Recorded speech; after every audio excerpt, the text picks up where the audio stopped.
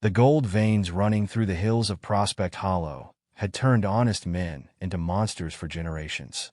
But when a mysterious stranger in a battered coat limped into town with nothing but a mule and a weathered map, the locals thought they'd found an easy target for their mockery. Ezekiel Boone seemed just another broken drifter chasing fool's dreams, the kind who'd either leave broke or die trying. No one paid much attention to his quiet warnings about greed's true cost, or the haunted look in his eyes when he studied the mountain caves. They didn't know he'd once been the territory's most brilliant mining engineer, or that he carried the guilt of 5 dead men whose bodies still lay buried in those hills. Now, 20 years after the cave-in that destroyed his life, Ezekiel had returned to prevent history from repeating itself. But the ruthless mine owner Silas McGraw and his crew were about to learn a hard lesson. Sometimes the most dangerous man isn't the one seeking gold, but the one trying to keep its deadly secrets buried forever. Just before we get back to it, I'd love to know where you're watching from today. And if you're enjoying these stories, make sure you're subscribed, because tomorrow's special episode is one you definitely don't want to miss. The sun hung like a copper penny in the hazy sky above Prospect Hollow, casting long shadows across the dusty main street. The once prosperous mining town had seen better days, with weathered storefronts sporting peeling paint and weary miners trudging between the saloon and the mines that barely yielded enough gold to keep food on their tables. A bell rang in the distance, signaling the end of another disappointing shift. Miners emerged from the hillside tunnels, their faces streaked with dirt and frustration. Among them, Billy Thompson wiped his brow with a grimy bandana and spat in the dust. "Another day, another empty pan," he grumbled to his companion. "Silas McGraw's going to have our hides if we don't strike something soon." As if summoned by his name, Silas McGraw's polished boots clicked against the wooden sidewalk. The mine owner cut an imposing figure in his tailored suit, out of place among the worn overalls and patched clothing of his workers. His perfectly trimmed mustache twitched as he surveyed his domain with cold eyes.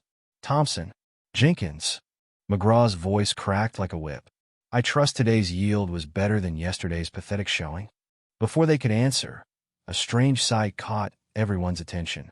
A lone figure appeared at the edge of town, shambling through the heat waves rising from the packed earth. The stranger led a dusty pack mule, its bags bulging with mysterious contents. The man himself was tall but gaunt, wearing a battered hat pulled low over his eyes and a coat that had seen too many miles. "Well, what do we have here?" McGraw muttered, more to himself than anyone else.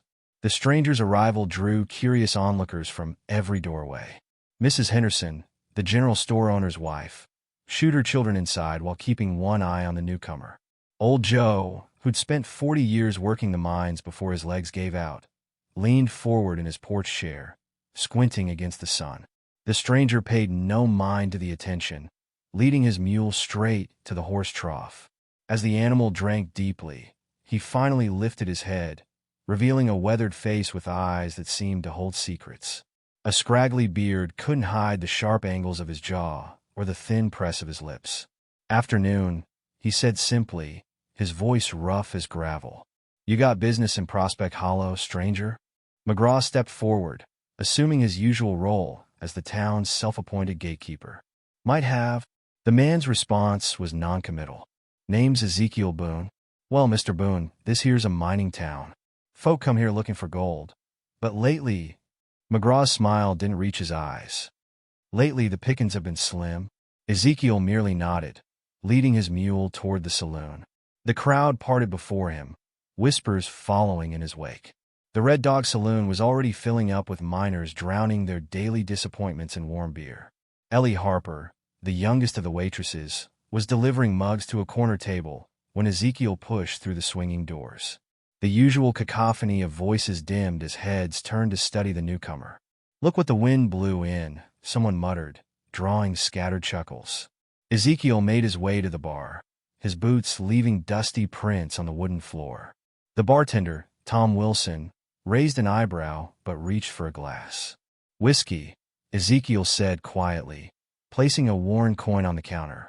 "Ain't seen you before," Tom observed, pouring the drink. "Just passing through? Planning to stay a while?" Ezekiel's eyes scanned the room, taking in every detail. Need a place to rent? A burst of laughter came from a nearby table. Red Calloway, one of the more successful independent miners, leaned back in his chair with a smirk. Only place for rent's that old Collins shack out past the cemetery. Even the rats won't live there anymore. That'll do fine, Ezekiel replied, unperturbed. Red's eyes narrowed at the lack of reaction. You deaf, mister? Place is falling apart. Unless... His grin widened.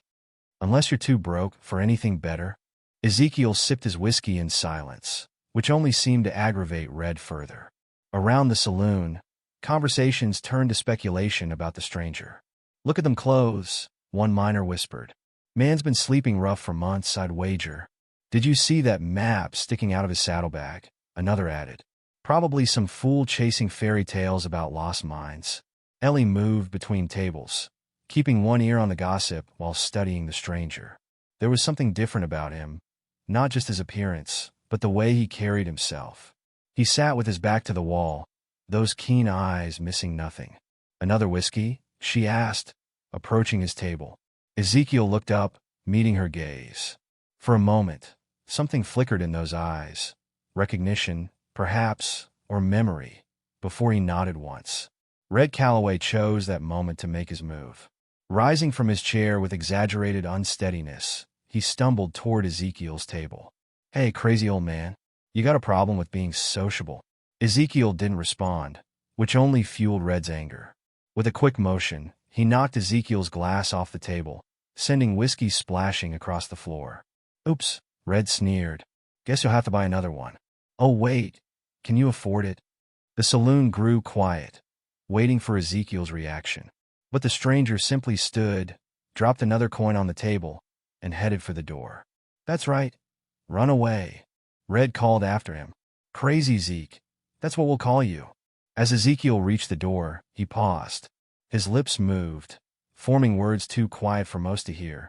But Ellie was close enough to catch them. Some treasures are better left buried. The sun was setting when Ezekiel finished arranging his meager belongings in the Collins shack. The building leaned precariously, with gaps in the walls that whistled when the wind blew. But it had a roof and a fireplace, which seemed to satisfy its new tenant. Outside, Ezekiel unrolled a large map on a flat rock.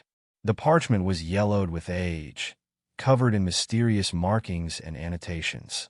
He produced a compass and began taking measurements, making new marks with careful precision.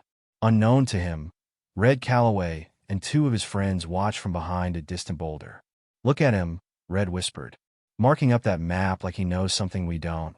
Maybe he does, one of his companions suggested. Could be he's found something in them hills. Then we'll just have to find out what it is, Red replied with a dark smile. As night fell, Ezekiel built a small fire outside his new home. The flames cast dancing shadows across his face as he pulled a photograph from his coat pocket. The image showed a group of men standing proudly before a mine entrance, their faces young and full of hope. Ezekiel traced one finger across the faces, his expression heavy with unspoken regret. In town, the evening brought fresh speculation about the mysterious newcomer. At the boarding house dinner table, theories flew like sparks from a forge. Betty's running from the law, declared Mrs. Peterson, serving up another helping of beans. Did you see the way he keeps looking over his shoulder? Nah, he's just another prospector, argued Sam Jenkins. Probably got some crazy idea about where the gold's hiding. There's something in them eyes, though, old Joe added thoughtfully. Man's seen things, mark my words. Carrying a heavy burden if you ask me. Ellie listened to it all, remembering the strange words Ezekiel had muttered. While others saw a crazy drifter, she sensed there was more to his story. The way he studied the saloon's patrons spoke of intelligence, not madness. And those eyes, they held too much knowledge to belong to a simple vagrant. Back at his shack, Ezekiel stood in the deepening darkness, studying the hills that loomed black against the star-filled sky. His map lay forgotten by the dying fire, but his mind was clearly working, calculating, remembering. A coyote howled in the distance, and for a moment, Ezekiel's face showed a flicker of emotion. Not fear, but something deeper. Something that spoke of old wounds and buried secrets. Soon, he whispered to the night. Soon enough, The next morning, Prospect Hollow awakened to find Ezekiel already hard at work, patching the holes in his shack's roof. The sight of the strange man doing ordinary repairs somehow made him seem even more mysterious to the townsfolk hurrying past. Silas McGraw stood in his office window, watching Ezekiel with narrowed eyes. "Find out everything you can about our new neighbor," he instructed his foreman. "Something about him doesn't sit right with me." Down in the mines, Red Calloway shared his suspicions with his fellow workers. "Man's got secrets, boys. And in my experience, secrets in a mining town usually mean gold." But Ezekiel remained focused on his tasks, seemingly oblivious to the speculation swirling around him. He worked methodically, pausing occasionally to consult his map or scribble in a small notebook. As the sun climbed higher, the truth about Ezekiel Boone remained as elusive as the gold the miners sought. But one thing was certain. His arrival had stirred something in Prospect Hollow, like a prospector's pan disturbing long-settled silt. And just as gold reveals itself slowly in muddy water, the true nature of Ezekiel's presence would eventually come to light. Whether that revelation would bring fortune or disaster to Prospect Hollow remained to be seen. But as Ellie watched him from the saloon window, she couldn't shake the feeling that everything in their dusty little town was about to change. Dawn broke over Prospect Hollow with the harsh clang of the mine bell. Miners shuffled toward the dark mountain openings, their shoulders already heavy with exhaustion before the day had even begun. The morning air carried the metallic taste of earth and the acrid smell of mining powder. Billy Thompson adjusted his helmet lamp, his young face already lined with worry beyond his years. "My Sarah's coming down with something fierce," he confided to his work partner, Mike Dawson. "Doctor wants $3 for the medicine," but after McGraw's last wage cut, Mike nodded grimly, checking his pickaxe's handle for splits. "Ain't right, Billy. We risk our lives down there every day. And what do we get? Barely enough to keep our families fed." The mine entrance loomed before them, its wooden support beams groaning under the mountain's weight. Deep inside, water dripped steadily, creating treacherous pools in the uneven floor. The air grew thicker as they descended, heavy with dust that would eventually settle in their lungs like so many of their predecessors. "Watch that support beam," called out Frank Martinez, one of the veteran miners. "It's starting to bow. McGraw keeps saying he'll send new timber, but—" He shrugged, the gesture speaking volumes about their owner's promises. Above ground, Ezekiel Boone emerged from his ramshackle home, ignoring the fresh graffiti that had appeared overnight on his wall. "Crazy Zeke" was scrawled in crude letters, accompanied by less savory messages. He simply gathered his water bucket and headed toward the town well. Red Calloway and his friends, Tucker Walsh and Pete Simmons, were already there, clearly waiting for him. "Well, if it ain't the local lunatic," Red called out, drawing snickers from his companions. "Still playing at being a prospector, Zeke?" Ezekiel continued his approach, his face impassive. Red stuck out his foot as Ezekiel passed, nearly tripping him. "Oops," Red grinned. "Guess you're as clumsy as you are crazy." "Leave him be, Red." Ellie Harper's voice cut through the morning air. She stood at the saloon's back door, her hands on her hips. "Don't you have something better to do?" Look, boys," Red smirked. "Crazy Zeke's got himself a guardian angel." Ellie marched over to the well, bucket in hand. "Mr. Boone," she said firmly, "would you join me for breakfast? We got fresh biscuits this morning." Ezekiel hesitated, studying her face for any sign of mockery. Finding none, he gave a slight nod. Red and his friends watched, frustrated, as Ezekiel followed Ellie into the saloon's kitchen. Inside, away from prying eyes, Ellie busied herself with plates while stealing glances at her quiet guest. "They're not all bad people," she said softly. "They're just scared and tired. The mines haven't been producing like they used to." Ezekiel accepted the plate she offered, his rough hands careful with the china. "Known many mines in my time," he said, his voice barely above a whisper. "They're like living things. You have to understand them, respect them." "You were a miner then?" Ellie asked, sitting across from him. A shadow passed across Ezekiel's face. "Was many things. Geologist, surveyor, prospector." He paused, staring into his coffee. "Led men into the earth. Not all of them came back out." The pain in his voice made Ellie's heart ache. Before she could respond, A commotion outside drew their attention. Silas McGraw's polished boots could be heard on the wooden walkway, accompanied by his foreman's heavy tread. Unacceptable. McGraw's voice carried through the walls. 3 weeks of declining yields. Do these men think I'm running a charity? Ezekiel's hand tightened around his cup as McGraw continued his tirade. Through the window, they could see the mine owner berating a group of dust-covered workers who'd just emerged from their shift. I don't care about your excuses about unstable tunnels, McGraw sneered. You'll work those seams until they're empty, or I'll find men who will. And if anyone doesn't like it, they can leave. After they've paid their debts to the company store, of course. Ellie saw Ezekiel's jaw clench, a rare display of emotion crossing his weathered features. He's going to get someone killed, he muttered. Later that morning, Ezekiel pushed open the door of Henderson's general store, a list clutched in his hand. The bell's cheerful jingle contrasted with Mrs. Henderson's wary expression as she watched him approach the counter. Need some supplies, he said quietly, sliding the list across the worn wood. Mining supplies? Mrs. Henderson's eyebrows rose as she read the list. Pickaxe, rope, blast powder, mercury for panning. She looked up sharply. You planning to do some mining, Mr. Boone? Might be. The store's other customers stopped their browsing, ears perking up at this development. Within minutes, word spread through town that Crazy Zeke was buying mining supplies. Red Calloway was waiting when Ezekiel emerged from the store, arms full of supplies. Well, Red drawled, blocking the sidewalk.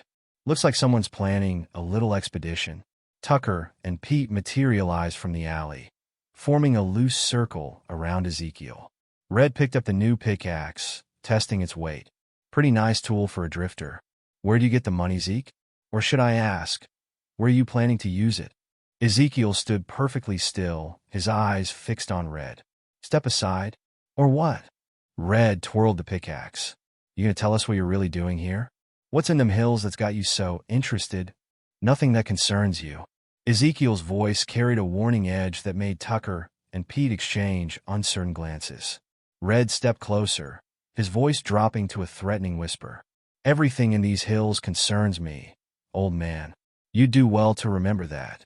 And you do well to remember, Ezekiel replied softly, that some things are better left undisturbed. There are dangers in these hills that no amount of courage or cruelty can overcome. Something in his tone made Red hesitate. For a moment, the swagger fell away, replaced by a flicker of unease. Then he forced a laugh, tossing the pickaxe at Ezekiel's feet. You really are crazy, ain't you? Come on, boys. Let the old fool play his games. As they swaggered away, Ellie emerged from the saloon, having witnessed the entire exchange. She helped Ezekiel gather his scattered supplies. What did you mean about dangers in the hills? Ezekiel just shook his head, but his eyes held a distant pain that made Ellie's questions die in her throat. That evening, as the sun painted the mountains in deep oranges and purples, Ellie was cleaning glasses behind the bar when she overheard a conversation that made her blood run cold. The eastern tunnels are nearly played out. Silas McGraw's voice drifted from his private booth. We need new veins, and quickly. The investors are getting nervous. What about the old Maxwell site? His foreman suggested. There were rumors years ago about a rich vein there. Too dangerous. That whole area is unstable after the cave-in. McGraw's voice dropped lower. But there might be another way. That stranger Boone, he's been surveying the hills. And I've seen the way he studies the rock formations. Man knows something. Mark my words. Wanting to lean on him a bit? The foreman offered. Not yet. Let's watch him first. See where he goes. What he finds. Ellie's hands trembled as she dried the same glass for the third time. Something in McGraw's tone sent chills down her spine. As night fell, Ezekiel's familiar figure could be seen moving through the hills, his lantern a lonely spark in the darkness. He consulted his map frequently, making marks and taking measurements with careful precision. Unknown to him, other shadows moved in the darkness.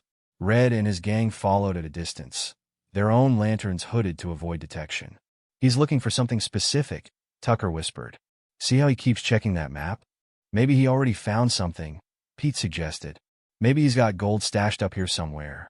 Only one way to find out, Red replied, his face hard in the moonlight. We keep watching. He'll lead us to it eventually. Back in town, speculation about Ezekiel reached new heights. The saloon buzzed with theories and rumors, each more elaborate than the last. Heard he used to be a mining engineer back east, claimed one patron. Got run out of town after a cave-in killed 20 men. Nah, he's looking for Spanish gold, argued another. Got himself a treasure map, mark my words. Old Joe, nursing his usual whiskey, shook his head. You're all missing the point. Man knows these hills better than he should. Watch the way he studies them rock formations. That ain't no treasure hunter's curiosity. That's a man who knows exactly what he's looking for. The next morning, as miners descended into the earth once more, Ezekiel stood at his shack's door, watching the sun rise over the hills. His map lay open on his makeshift table, covered in complex annotations and mysterious symbols. A soft knock at his door made him quickly roll up the map. Ellie stood there, holding a basket of fresh bread and coffee. Thought you might like some breakfast, she said with a gentle smile. Ezekiel's weathered face softened slightly. Kind of you, Mr. Boone. Ellie hesitated, then pressed on. I know it's not my place, but be careful. There are people watching you, people who think you know something valuable. Everyone's looking for gold, Ezekiel replied, his eyes distant. Few understand the price it demands. What do you mean? But Ezekiel had already retreated into himself, that invisible wall rising once more between him and the world. Ellie sighed and left the basket, knowing he wouldn't say more. As she walked back to town, she couldn't shake the feeling that Ezekiel's presence in Prospect Hollow was more than mere chance. Something had drawn him to these hills, something that weighed heavily on his conscience. The morning light caught the graffiti on his shack, the cruel words standing out starkly against the weathered wood. But somehow, they seemed to matter less now. There was something about Ezekiel Boone that went beyond the town's petty judgments, something that spoke of deeper mysteries and harder truths. And as the sun climbed higher over Prospect Hollow, casting long shadows across the scarred and pitted landscape, one question burned in everyone's minds. What secret was worth such solitude, such silence, such pain? The answer lay somewhere in those hills, hidden like the gold they all sought.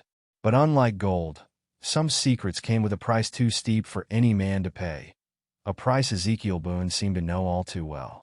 The Red Dog Saloon hummed with its usual evening activity, but tonight Ezekiel Boone sat in a corner booth, a glass of whiskey untouched beside him. The lamp above cast a warm glow over the weathered parchment spread carefully before him, a map unlike any the townsfolk had ever seen. His callous fingers traced the intricate markings that covered the yellowed surface. Strange symbols dotted the carefully drawn topographical lines, some resembling ancient runes, others looking more like surveyor's notations.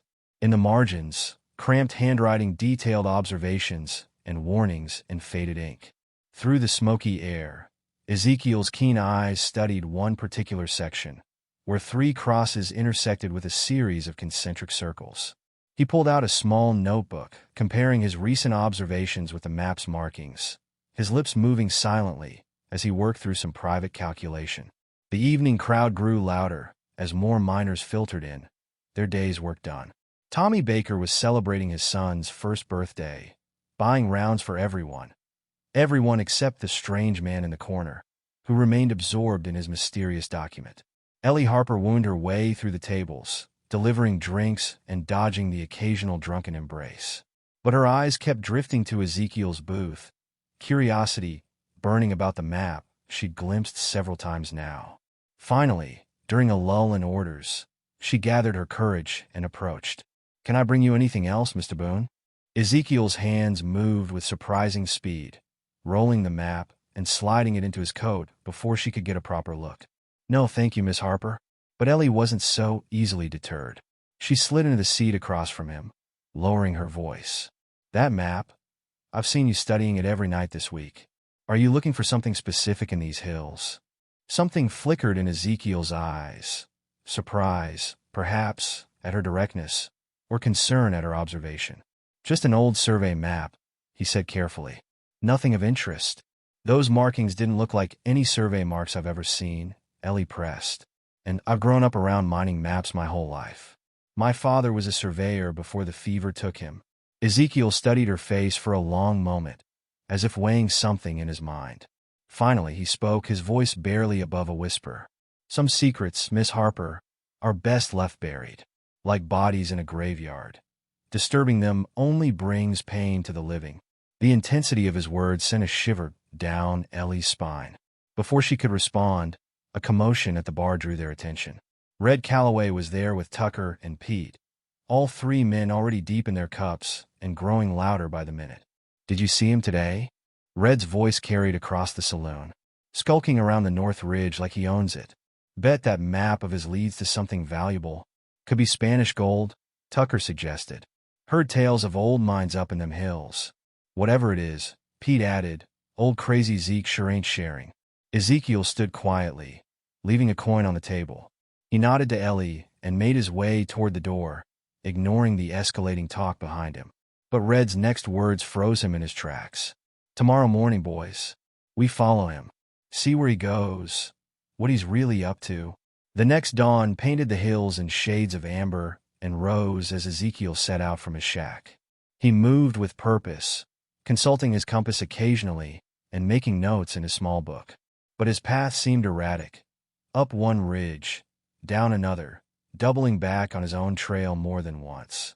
Behind him, at what they thought was a safe distance, Red and his gang followed. They crouched behind rocks and ducked behind trees whenever Ezekiel paused to survey his surroundings. "Man's walking in circles," Tucker complained after 2 hours. "Maybe he really is crazy." "No." Red's eyes narrowed. "He knows we're here. He's trying to lose us." The chase continued through the morning, the sun climbing higher as they ventured deeper into the hills. Ezekiel's path grew more challenging, forcing his pursuers to scramble over loose scree and navigate narrow ledges. Finally, in a small box canyon, Red lost his patience. "That's enough," he shouted, his voice echoing off the rock walls. "We know you're hiding something, old man."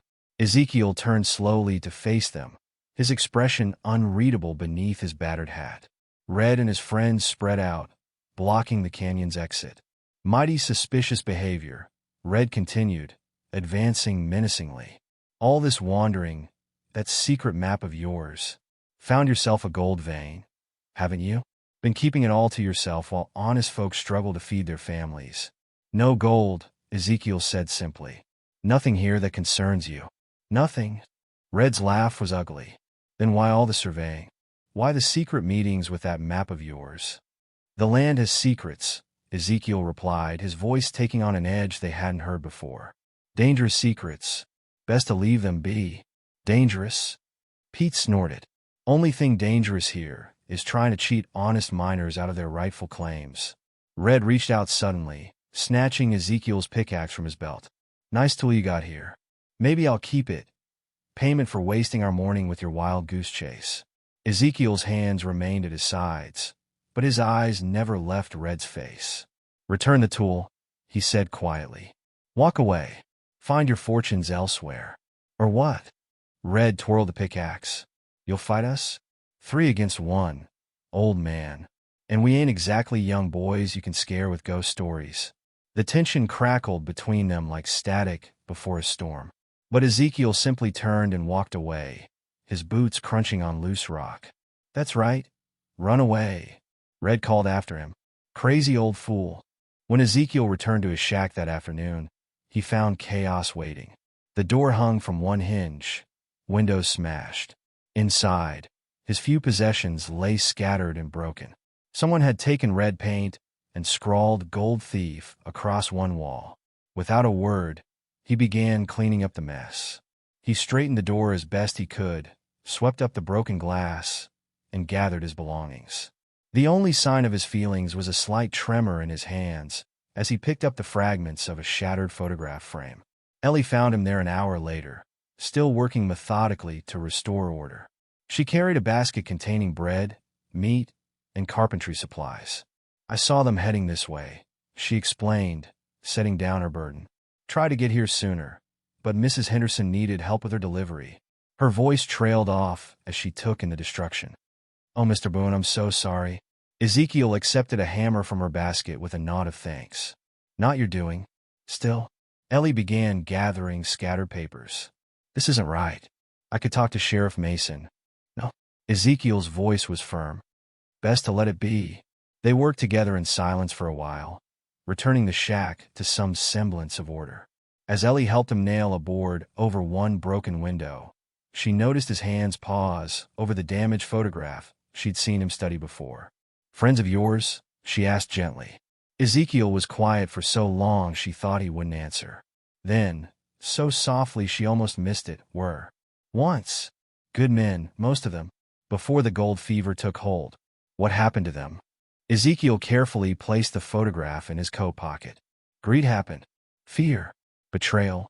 He picked up another board. "The earth doesn't give up its treasures easily, Miss Harper. Sometimes the price is too high." As evening approached, Ellie reluctantly prepared to leave. "You shouldn't stay here alone tonight," she suggested. "Mrs. Henderson has a spare room." But Ezekiel shook his head. "Need to check something in the hills before dark. Thank you for your help." The sun was setting as Ezekiel made his way to a distinctive rock formation he'd been studying. Natural erosion had carved the granite into a shape resembling a sleeping giant, its features softened by time and weather. He ran his hands over the rock face, muttering to himself. The signs are all here, just like before. The angle of the strata, the quartz intrusions. His fingers found a nearly invisible seam. The entrance is here, hidden but not gone. Just like you said it would be, Thomas. Unknown to him, Red and his gang had followed him one final time. They watched from behind a distant boulder as Ezekiel examined the rock face. "See that?" Red whispered excitedly. "He's found something. Look how careful he's being. Testing the rock like that. Could be the entrance to an old mine," Tucker suggested. "One of them Spanish workings from before the war." "Whatever it is," Red's eyes gleamed in the fading light. "Old Zeke's finally led us to something worth finding. We'll let him do all the hard work of finding the entrance. Then," his smile was cold in the growing darkness, "then we'll see who's really crazy." The night settled over the hills like a thick blanket, but somewhere in the darkness, plans were being made. Ezekiel sat by his repaired door, studying his map one final time before carefully rolling it away. In town, Red and his friends huddled over drinks, plotting their next move.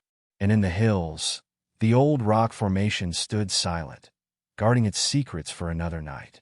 The wind whistled through its cracks and crevices, almost like whispered warnings, but only Ezekiel seemed to hear them or understand what they meant.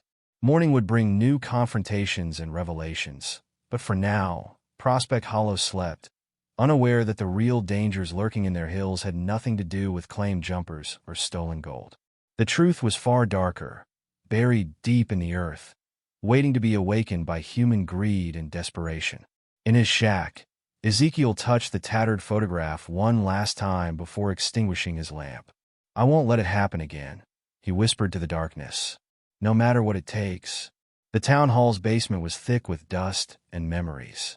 Ellie Harper sneezed as she pulled another leather-bound volume from the crowded shelves, adding it to the growing stack on the rickety table before her.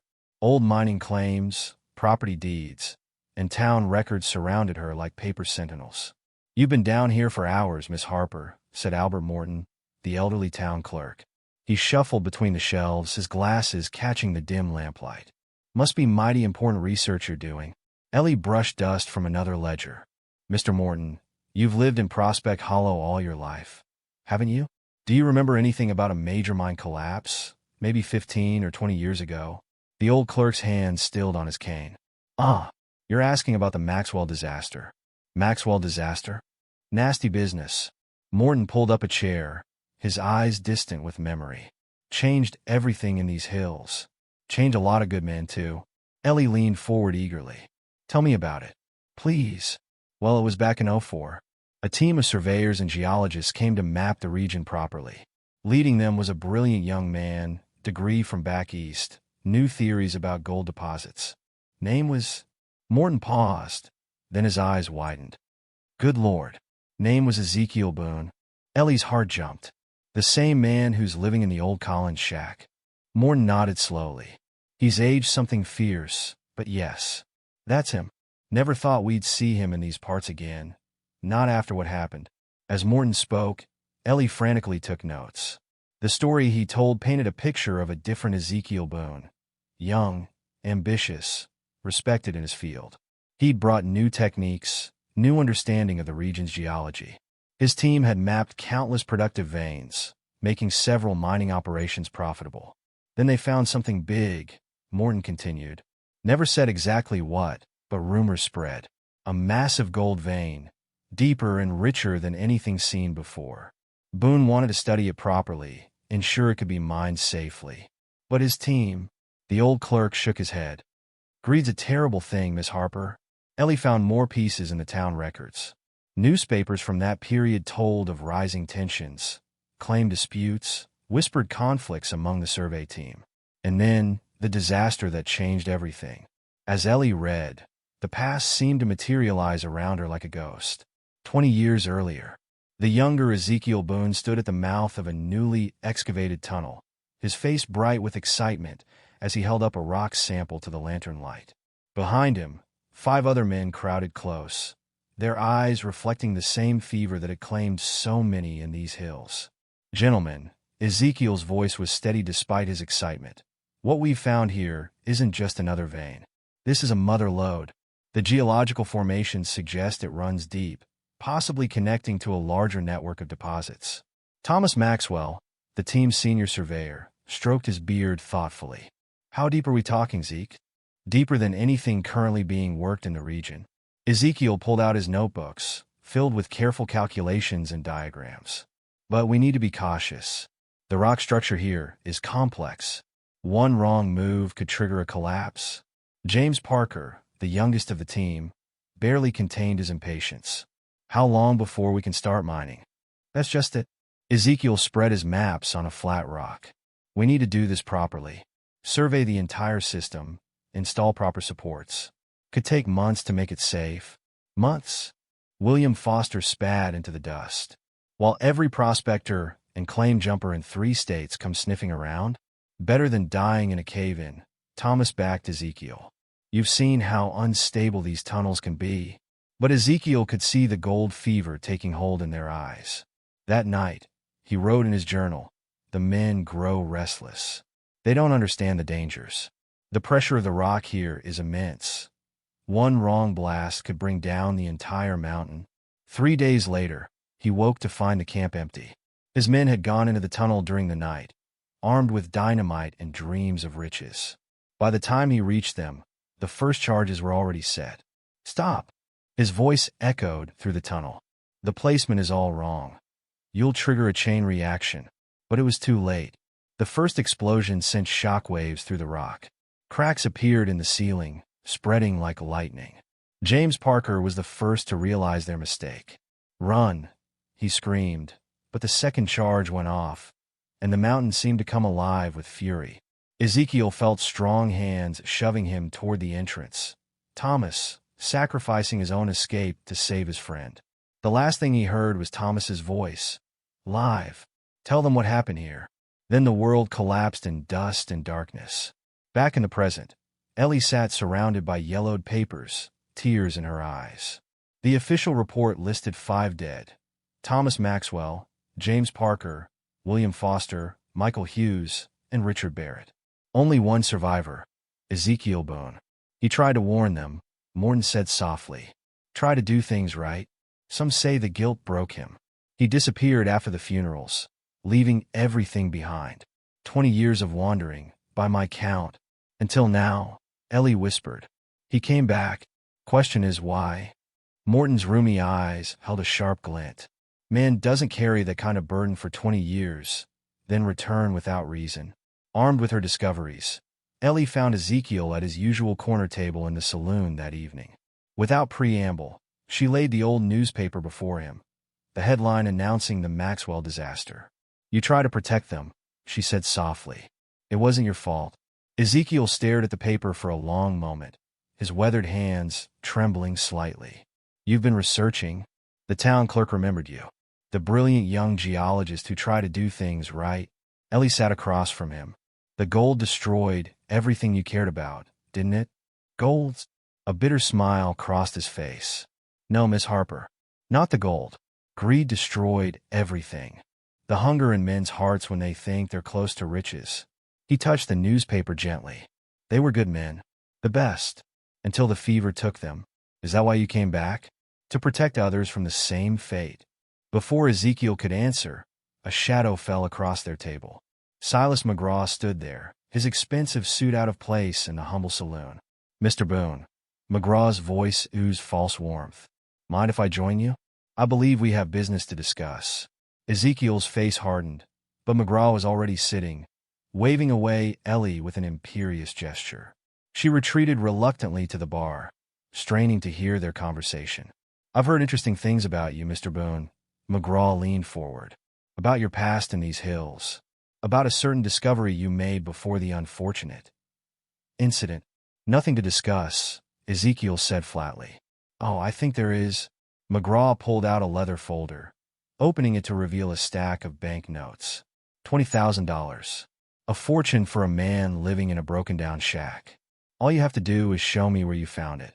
The vein is lost, buried with better men than you. McGraw's friendly facade cracked slightly. Don't play games with me, Boone. You were the best geologist in 3 territories. You mapped every inch of these hills. You know exactly where it is. What I know, Ezekiel's voice carried across the now silent saloon, is that gold brings nothing but ruin. It corrupts, destroys, kills. Take your money and leave me be. Every man has his price. McGraw's voice hardened. I'm being generous now, but my patience isn't endless. Think carefully about your situation, Mr. Boone. A man alone, with no friends, no protection. The threat hung in the air like smoke. Ezekiel stood slowly, his eyes never leaving McGraw's face. I've already paid the price for that gold, Mr. McGraw. Paid it in friends' blood and 20 years of nightmares. There's nothing you can offer worth that cost. He walked out, leaving McGraw fuming at the table.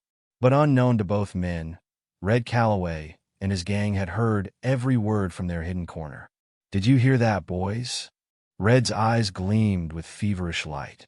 Old Zeke found something big back then, something worth $20,000 to McGraw. But the mine collapsed, Tucker objected. Killed 5 men. Collapsed entrance, maybe. Red's voice dropped to a whisper. But we've been watching him. He's found another way in. That rock formation he's been studying? Bet that's it. Outside, Ezekiel stood in the deepening twilight, studying the hills that had haunted his dreams for 20 years. The wind carried the echo of long-ago voices, his friends' laughter, their screams, Thomas's final words. He pulled out his map, the paper worn soft with age and handling. The markings that had so intrigued the townspeople weren't just survey notes. They were warnings, marking dangerous sections, unstable rock, places where the pressure could trigger another collapse. In his mind, he heard again the rumble of falling rock, felt the choking dust, saw the terror in young James Parker's eyes in that final moment. His hands clenched on the map as he watched Red and his gang leave the saloon, their heads together in suspicious conversation. It's happening again, he whispered to the night. The fever's taking hold. Back in the saloon, Ellie watched McGraw storm out, his usual smooth composure shattered by Ezekiel's refusal. She gathered the old newspapers, holding them close like precious things. Now she understood the pain she'd seen in Ezekiel's eyes, the weight of the burden he carried. But knowledge brought its own kind of fear. She'd seen the look in McGraw's eyes, recognized the same hunger that had destroyed Ezekiel's friends. History was preparing to repeat itself, and once again, lies hung in the balance. The wind picked up, carrying dust from the hills, the same hills that held their secrets so tightly, waiting to see if humanity had learned its lesson, or if greed would once again demand its sacrifice of blood and broken dreams. Dawn hadn't yet touched the eastern sky when Red Calloway and his gang gathered at the base of the sleeping giant rock formation. Their breath frosted in the pre-morning air as they unloaded tools from their mules. Pickaxes, shovels, and enough blasting powder to wake the dead. Keep it quiet, Red warned, his voice barely above a whisper. Don't want old Zeke or anyone else getting wind of this until we're well inside. Tucker struck a match, lighting their lanterns one by one. The yellow glow revealed the determination on their faces, and something else, something harder and hungrier than their usual bravado. Found the spot yesterday, Pete said, running his hands along the rock face. See these marks? Old mining tools from before the collapse. This has to be where they broke through the first time. Red nodded, examining the weathered scratches in the stone. 20 years of weather sealed it up good, but we'll break through. That gold's waited long enough. They began their work methodically, following the old tool marks. The sound of pickaxes against stone echoed off the canyon walls, though they tried to muffle it with blankets. None of them noticed the shadow that moved among the rocks above, or the worried eyes that watched their every move. Ezekiel Boone crouched behind a boulder, his weathered face grave in the growing light. He could see exactly what they were doing wrong, hitting the rock at the wrong angle, weakening support points that should have been left alone. Every strike of their tools made him wince, knowing what it meant for the stability of the whole formation. The sun was fully up when Tucker's pickaxe broke through into a hollow space. "Red," he called excitedly. "Found something." The gang gathered around as Red shone his lantern into the hole.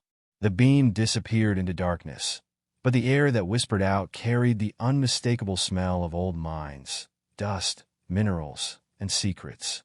"This is it, boys." Red's voice shook with excitement. "The lost mine. Grab the powder. We'll blow this wide open." In town, Ellie Harper hurried from door to door, trying to warn anyone who would listen. "They're breaking into the old Maxwell mine," she told Mrs. Henderson at the general store. "It's dangerous. The whole thing could collapse." But Mrs. Henderson just shook her head. "Now, Ellie, don't go spreading tales. That mine's been sealed for 20 years. Nobody even knows where the entrance was." At the sheriff's office, she met similar skepticism. "Red and his boys are always up to something," Sheriff Mason said, not even looking up from his paperwork. "Long as they're not causing trouble in town, I ain't concerned with their prospecting." But Mr. Boone said, "Ezekiel Boone's had 20 years to tell us if he knew something about that mine," the sheriff interrupted. "Why should we believe him now?" Frustrated, Ellie headed for the saloon. Through the window, she could see Tom Wilson setting up for the day. "Tom, please. You know Red and his gang haven't been in for 2 days. They're up in the hills, trying to break into that collapse mine." Tom paused in his work, genuine concern crossing his face. "You sure about this, Ellie? That mine, there's bad history there." "That's what I'm trying to tell everyone. But nobody will listen." Back at the rock formation, Red's gang had opened a hole large enough to crawl through. Their lantern light revealed timbers, old and groaning, but still holding up tons of rock. The air was stale, thick with 2 decades of silence. "Look at this," Tucker breathed, holding his light to the wall. A glint of yellow caught the flame, making their eyes go wide. "It's just like old Zeke's map showed," Red said, running his fingers over the rock. "The vein runs deep. Boys, we're going to be rich." They worked with renewed energy, their earlier caution forgotten. The sound of their tools echoed through the mountain's bones, each strike sending tremors through weakened stone. That night, after the gang had left to rest and resupply, Ezekiel slipped into the opening they'd made. His experienced eyes took in every detail, the stress cracks spreading like spider webs, the way the old timber sagged under shifting weight. "Oh, Thomas," he whispered, touching one of the support beams. "It's all happening again." His lantern revealed the gang's reckless work. Support points undermined, crucial bracing ignored in their haste to reach the gold. They'd even set charges in dangerous places, ready for the next day's work. When morning came, Red and his gang returned to find their charges had been removed, the holes carefully filled with stone and mortar. "Damn that old man." Red's face was purple with rage. "He's been here trying to stop us." "Red." Pete's excited voice echoed from deeper in the tunnel. "Red, come look at this." They found Pete in a small side chamber, holding up a handful of rocks shot through with gold. "It's not just traces," he said, his voice trembling. "The whole wall's like this. We've found it. The mother lode." Their shouts of celebration echoed through the mountain, carrying far across the morning air. In his office, Silas McGraw heard the commotion and smiled coldly. "Saddle my horse," he ordered his foreman, "and get the boys ready. Time to pay our claim-jumping friends a visit." The sun was high when McGraw arrived at the mine entrance, flanked by 6 armed men. They found Red's gang still celebrating, drunk on gold fever, and the bottles they brought to mark their success. "Gentlemen," McGraw's smooth voice cut through their revelry, "I believe you're operating on my property." Red's hand moved toward his gun, but he froze at the sight of 6 rifles aimed his way. "Your property? We found this entrance fair and square. All mining rights in these hills belong to the McGraw Mining Company," Silas said coldly, "which makes this my gold. However," he smiled, showing too many teeth, "I'm willing to be generous. Clear out now, leave everything behind, and we'll forget this unfortunate trespassing." "No." The voice echoed from the tunnel entrance, making everyone turn. Ezekiel stood there, his face pale but determined in the lamplight. "Nobody can claim this gold. The price is too high." "Well, if it isn't our mysterious friend," McGraw's smile widened. "Come to stake your own claim, Mr. Boone?" "I came to stop more deaths." Ezekiel stepped forward, his eyes moving from face to face. "The rock structure is failing. Your blasting has weakened critical support points. One more charge could bring down the whole mountain." Red laughed nervously. "More crazy talk. We've found gold. Real gold. Nothing's going to stop us now. Listen to me." Ezekiel's voice carried the weight of 20 years of guilt. "I've seen what happens when men let gold fever cloud their judgment. My friends died in these tunnels because they wouldn't listen to reason. Your friends died because they were careless." McGraw cut in. "We know what we're doing. Boys, show Mr. Boone the way out. Permanently, if necessary." 2 of McGraw's men moved toward Ezekiel, but stopped as a low rumble shook the tunnel. Dust filtered down from the ceiling, and somewhere deep in the mountain, timber cracked with the sound of a gunshot. "That's just settling," Red said quickly, but his voice shook. "Old mines make noise all the time." "No." Ezekiel's face was grim. "That's the sound of support beams failing. The whole network of tunnels is interconnected. When one section fails..." Another rumble, louder this time, sent pebbles raining down from above. The old timbers groaned like dying things. "Get out!"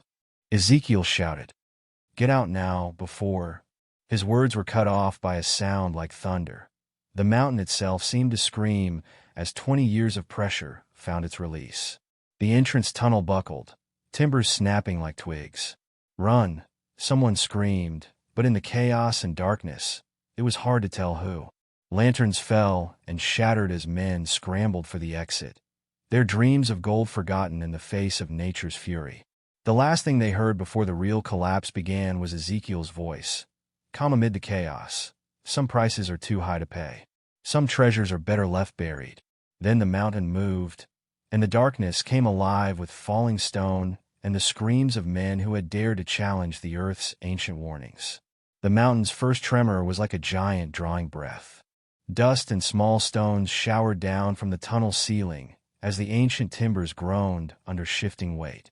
In the flickering lamplight, faces turned pale with the sudden realization of danger. "It's coming down." Tucker's voice cracked with panic. "The whole thing's coming down." The second tremor was stronger, sending men stumbling against the walls. Silas McGraw's composure cracked as a support beam splintered overhead, showering them with rotted wood and loose rock. "Every man for himself," McGraw shouted, already turning toward the entrance. His hired guns didn't need to be told twice, scrambling over each other in their haste to escape. But Ezekiel Boone moved in the opposite direction, pushing deeper into the unstable tunnel. 20 years of guilt and nightmare memories drove him forward, past the point where the others had stopped digging. He knew these tunnels, knew them in his bones and in his nightmares. Somewhere ahead lay the massive chamber where he'd lost his friends, and now history was preparing to repeat itself. "Ezekiel," Red Calloway's voice carried over the rumble of falling rock. "You're going the wrong way, old man. Exit's back here." "The main support junction is ahead," Ezekiel called back. "If it fails, the whole mountain comes down. We might still have a chance to..." His words cut off as a massive crack appeared in the ceiling, zigzagging like lightning through the rock. The sound of breaking stone filled the tunnel with a roar that seemed to come from the earth itself.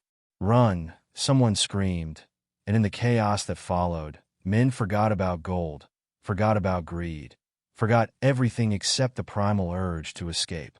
Silas McGraw paused only long enough to scoop up a canvas bag of gold-bearing rocks, shoving aside Pete Simmons, who tried to grab for it. "Out of my way, fool." The tunnel entrance was visible ahead, a pale rectangle of daylight. But then came the sound they'd all been dreading, the deep, terrible groan of major support beams giving way.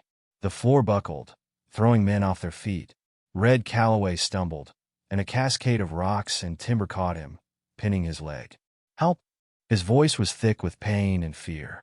"I'm trapped." McGraw and his men didn't even slow down, scrambling past Red towards safety. Tucker and Pete hesitated, torn between loyalty and survival. But another thunderous crack sent them running. Only Ezekiel turned back.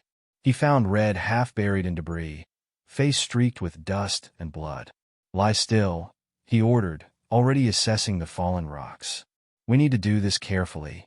"Leave me," Red coughed. "Save yourself, old man. I deserve this, we all do. Should have listened to your warnings. No one deserves to die in these tunnels." Ezekiel's hands moved with surprising strength, shifting rocks one by one. "I couldn't save my friends 20 years ago. Won't let it happen again." Above ground, Ellie Harper was serving breakfast at the saloon when she felt the first tremor. Coffee cups rattled on tables, and the windows hummed in their frames. Then came the sound, a deep, rolling boom like distant thunder, except it came from the direction of the hills. "The mine," she whispered, then louder. "The mine is collapsing. They're trapped." She ran into the street, shouting for help. "Please." Red and his gang. "They found the old Maxwell mine. It's coming down." This time, people listened. The morning's events had already sparked rumors, and now the sound of disaster confirmed them. Sheriff Mason emerged from his office, quickly organizing rescue parties. Miners from McGraw's operations grabbed rescue equipment and medical supplies. "We'll need timber for supports," Billy Thompson called out. "And rope. Lots of rope." As the town mobilized, Silas McGraw and his men emerged from the hills, covered in dust and bleeding from minor cuts. McGraw clutched his bag of rocks like a mother holding a child, ignoring the looks of disgust from the townspeople as he hurried toward his office. Back in the tunnel, Ezekiel had managed to free Red's leg, but the situation was deteriorating rapidly. The initial collapse had triggered a chain reaction, just as it had 20 years ago. Support beams were failing one by one, each failure putting more stress on the remaining structures. "Think," Ezekiel muttered, his eyes darting around the tunnel. "Think, damn you. There has to be a way." Suddenly, his face cleared. "The old support pillars, they're still there, under the rubble. If we can brace them, create a temporary tunnel." He began working with desperate speed, using fallen timbers to create makeshift supports. His hands seemed to remember every lesson learned in his years of mining, every principle of pressure and weight distribution. Red watched in amazement as a stable pathway began to emerge from the chaos. "How did you know how to do this?" "Learn it the hard way," Ezekiel grunted, testing a support beam. "Last time, we were too excited about the gold to think about proper supports. This time," he paused as another tremor shook the tunnel. "This time we do it right." More miners began arriving from town, led by Sheriff Mason. They found Tucker and Pete at the entrance, arguing about going back for Red. Ezekiel still in there with him. Pete was saying, "They'll never make it out." But even as he spoke, figures appeared in the dusty gloom of the tunnel. Red limped heavily, supported by Ezekiel, who was still calling out warnings about weak spots in their makeshift escape route. "A few more steps," Ezekiel encouraged. "Easy now. That section's not stable." They had almost reached the entrance when Red stumbled, his injured leg giving out. As Ezekiel helped him up, a shaft of daylight illuminated something in the wall beside them, a massive vein of gold, richer than anything they'd seen before. The precious metal seemed to glow with its own light, webbing through the rock like frozen lightning. Red's breath caught in his throat. "Sweet Jesus, look at that. We could still—" "No." Ezekiel's voice was firm. "The gold's not worth your life." "Nothing is." He turned away from the gleaming vein without a second glance, focusing on getting Red to safety. They emerged into daylight to find a crowd waiting. Ellie rushed forward with water, while others helped Red toward the doctor's wagon. The ground was still trembling, and the sound of collapsing rock grew louder by the moment. "Is anyone else inside?" Sheriff Mason asked. "No, but—" Ezekiel's eyes suddenly widened. In the tunnel behind them, a support beam cracked with the sound of a gunshot. "Everyone back. It's coming down." He shoved Red the final few feet to safety just as the entrance began to collapse. Without thinking, Ezekiel turned and dove back into the tunnel. "Ezekiel, no!" Ellie screamed, but it was too late. The mountain seemed to shudder, and then the entire hillside began to slip. Rocks cascaded down as the tunnel entrance disappeared completely, swallowed by a cloud of dust and debris. When the dust settled, there was nothing left but a wall of fallen rock where the entrance had been. "Get the digging equipment," Sheriff Mason ordered. "We need to—" "No." Red's voice was rough with emotion. "You can't dig there. The whole thing's unstable. Try to move any of that rock, and you'll trigger another collapse." The crowd stood in stunned silence as the reality sank in. Ezekiel Boone was gone, buried in the same mine that had claimed his friends 20 years before. "Why did he go back in?" someone whispered. "He was already safe." Ellie, tears streaming down her face, remembered Ezekiel's words about the price of gold and the weight of guilt. Had he seen something they hadn't? Some danger that needed to be prevented at any cost? In his office, Silas McGraw carefully wrapped his stolen rocks in cloth, storing them in his safe. The sound of celebration drifted up from the street below, not for the gold, but for the lives saved. Red Calloway was telling anyone who would listen about Ezekiel's bravery, about how the man they'd mocked as crazy had risked everything to save him. "Fool," McGraw muttered, patting his safe. "All that gold, and he chose to die a hero instead of dying rich." But as night fell over Prospect Hollow, others remembered differently. They remembered a man who had carried the weight of tragedy for 20 years, who had returned not for gold, but to prevent history from repeating itself. They remembered his warnings about greed and its consequences, about prices too high to pay. Red Calloway sat on the doctor's porch, his splinted leg propped up, staring at the hills now stained red by the setting sun. The gold fever that had driven him for so long seemed to have burned out, replaced by something heavier: understanding, regret, gratitude. He knew, Red said softly to Ellie, who had brought him soup from the saloon. He knew right from the start what would happen. Tried to warn us, but we were too stubborn, too greedy to listen. "He saved your life," Ellie replied, her voice thick with unshed tears. "More than that." Red's face was thoughtful in the gathering darkness.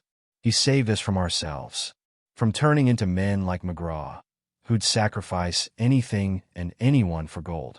In the hills, dust still rose from the collapsed site, catching the last rays of sunlight like ghost fire. Somewhere beneath tons of rock lay Ezekiel Boone, finally reunited with the friends he'd lost so long ago. And with him lay the gold, beautiful, deadly, and now forever out of reach, just as he'd wanted. The night wind carried the faint sound of shifting rock, like the mountain settling into its new configuration. But to those who listened carefully, it might have sounded like something else, like a sigh of relief, as if the earth itself was grateful that some secrets would remain buried, some treasures forever untouched by human greed. Dawn broke over Prospect Hollow with an unnatural silence.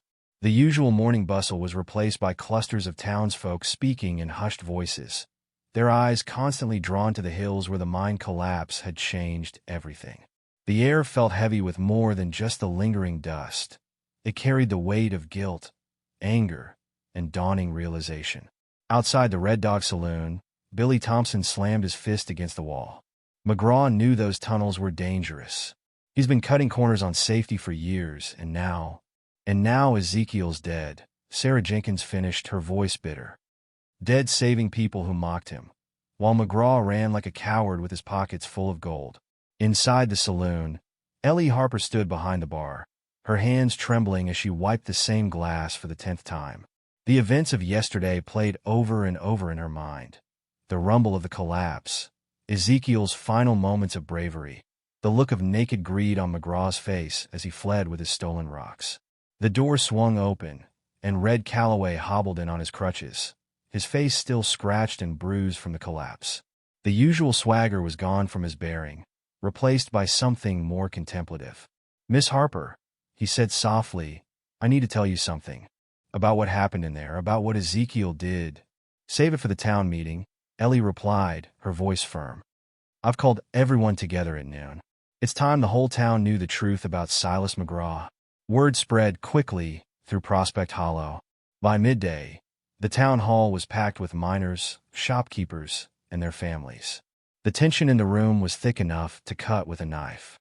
Ellie stood at the front, her natural shyness overcome by determination. "We're here today because a good man died yesterday. He died saving others, while some men," her eyes fixed on McGraw's empty chair, "some men showed their true colors. McGraw's probably counting his gold right now," someone called out bitterly. "Exactly." Ellie's voice grew stronger. "For years, we've watched him get rich while miners risk their lives in unsafe tunnels. We've watched him cut wages while raising prices at the company store. And yesterday, we watched him abandon trapped men to save himself and his precious gold." Red Calloway struggled to his feet, supporting himself on his crutches. "She's right. I was there. I was trapped, and McGraw ran right past me. It was Ezekiel, the man we called crazy, the man we mocked and harassed, who came back to save my life." His voice broke slightly. "I've done a lot of wrong in this town. Treated people poorly, let greed guide my actions. But watching Ezekiel, seeing how he turned his back on all that gold to save lives, it showed me what kind of man I've been, and what kind of man I want to be." A murmur ran through the crowd. Outside, a commotion drew their attention. Through the windows, they could see Silas McGraw hurrying toward the stagecoach station, carrying a heavy satchel. "He's running," Tommy Baker shouted. "Running with our gold." The town hall emptied as people poured into the street. Ellie's voice rang out clear and strong. "Stop him. Don't let him escape." McGraw found his path blocked by a wall of angry townspeople. His usual smooth composure cracked as he realized his hired guns were nowhere to be seen. "Stand aside," he commanded, but his voice lacked its usual authority. "This is my property.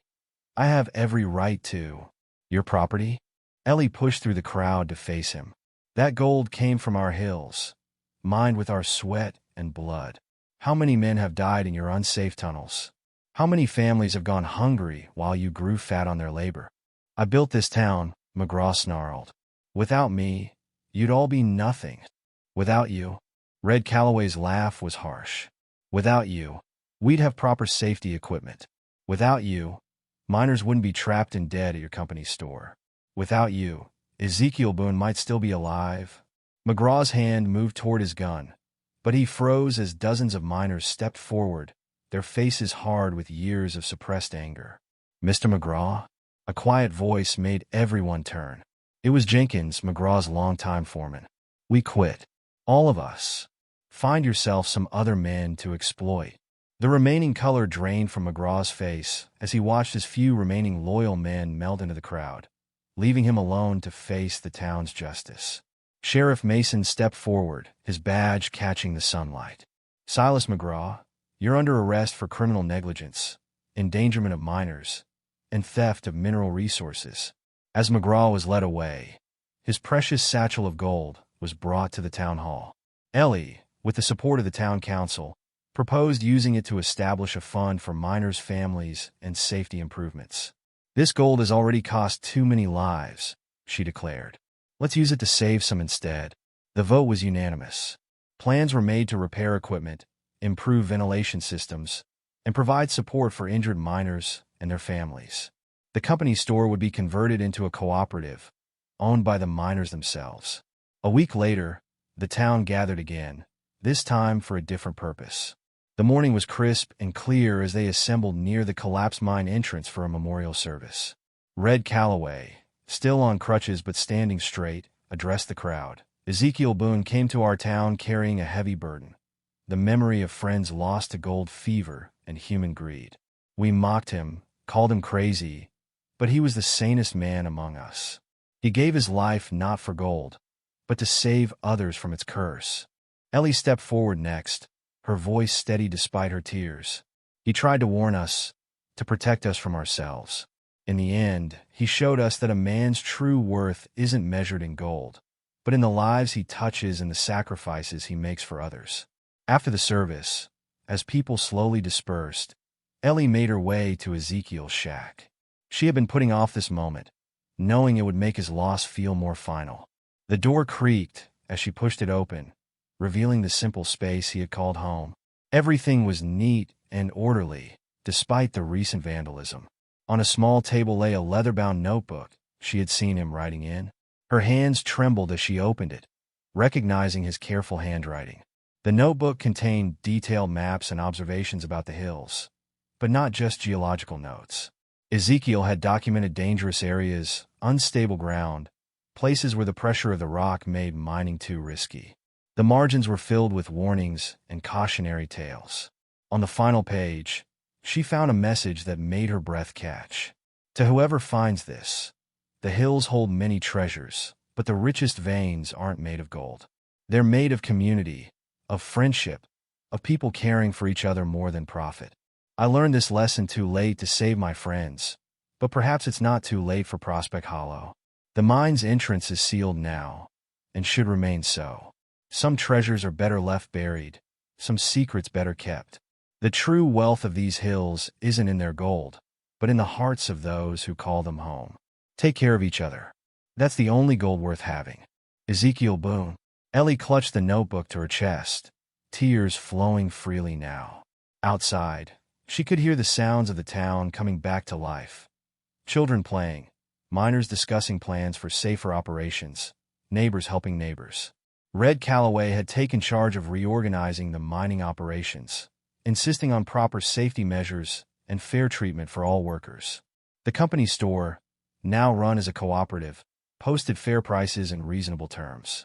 Bit by bit, the town was becoming what it should have been all along. Not a place ruled by gold fever and greed, but a community where people looked out for each other. As she walked back toward town, Ellie paused to look at the hills. The entrance to the old mine was barely visible now, covered by fallen rock and beginning to be reclaimed by nature. But Ezekiel's presence seemed to linger, not as a ghost but as a lesson, a reminder of what truly mattered. The wind whispered through the canyon, carrying dust and memories. In the distance, the sound of hammers and saws marked the beginning of new construction, the town rebuilding itself, not with gold this time, but with something far more precious: understanding.